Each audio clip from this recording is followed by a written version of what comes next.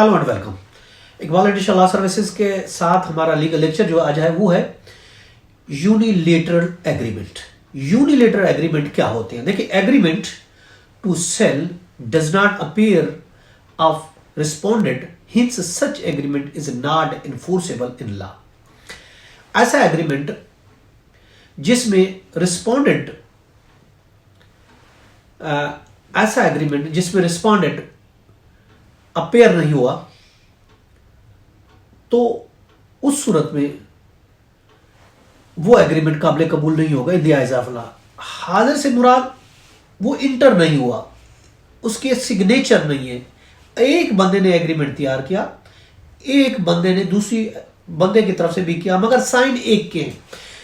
तो ऐसा एग्रीमेंट जिसमें दूसरे के साइन ही नहीं है, दूसरी पार्टी के साइन ही नहीं है, दूसरी पार्टी इंटर ही नहीं हुई, अपेयर ही नहीं हुआ, साइन ही नहीं किए, तो ऐसा एग्रीमेंट जो होगा वो उसकी कोई लीगल वर्थ नहीं होगी, ऐसा एग्रीमेंट इन्फोर्सेबल नहीं होगा। सुप्रीम कोर्ट ने 2010 की एक रिपोर्टेड केस है मुसम्माद गुलशन हमीद वर्सेस ख्वाजा अब्दुल रहमान का, जो कि रिपोर्टेड है 2010 SCMR पेज 334।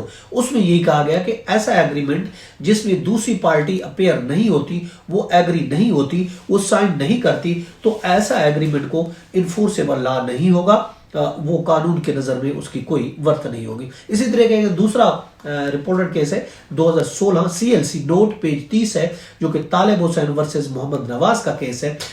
उसमें भी यही कहा गया है कि यूनिलेटरल एग्रीमेंट की कोई वर्थ नहीं होती, यानी अकेला बंदा अगर कोई साइन करता है, एग्रीमेंट बनाता है, उसमें दो पार्टी, एग्रीमेंट वो होता है जिसमें दो पार्टी हो, तो दोनों के सिग्नेचर होना जरूरी है। लेकिन अगर यूनिलेटरल एग्रीमेंट बन जाता है, उसमें एक शख्स के साइन है, तो ऐसे एग्रीमेंट की कोई वर्थ नहीं होगी। ऐसा मुआहदा जिसमें किसी एक पार्टी के दस्तखत हो, दूसरी के ना हो, कानून में वो इन्फोर्सेबल नहीं होता। अब इसी तरीके से हम एक और रूलिंग आपको बता रहे हैं, जो कि रिपोर्टेड केस है Mohammad Sattar and other versus Tariq Javed and others, जो कि सुप्रीम कोर्ट का है, रिपोर्टेड केस है 2017 SCMR पेज है 98 में। उसमें कहा गया है कि यूनिलेटरल एग्रीमेंट जो होता है वो नाकाबिले अमल है, उस पर अमल नहीं किया जा सकता। सुप्रीम कोर्ट ने यह करार दिया, और इस रूलिंग में कोर्ट ने सेलिब्रेटेड एक प्रेसिडेंट दी है कि अगर एक पार्टी के दस्तखत किसी एग्रीमेंट में नहीं हो, मगर उसने उसकी एग्जीक्यूशन अगर साबित हो जाती है कि वाकई ये एग्जीक्यूट किया था मगर साइन नहीं किए, तो ऐसा मुआहदा वैलिड होगा और इन्फोर्सेबल होगा।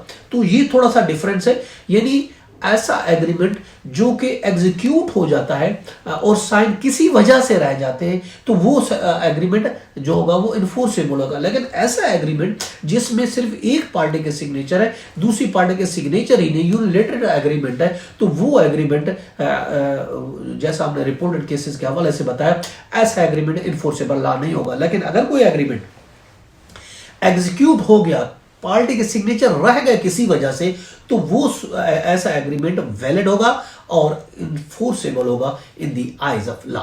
ये था हमारा आज का लीगल लेक्चर। इसके साथ इजाजत का, फिर मिलेंगे। Have a nice day. अल्लाह हाफिज़।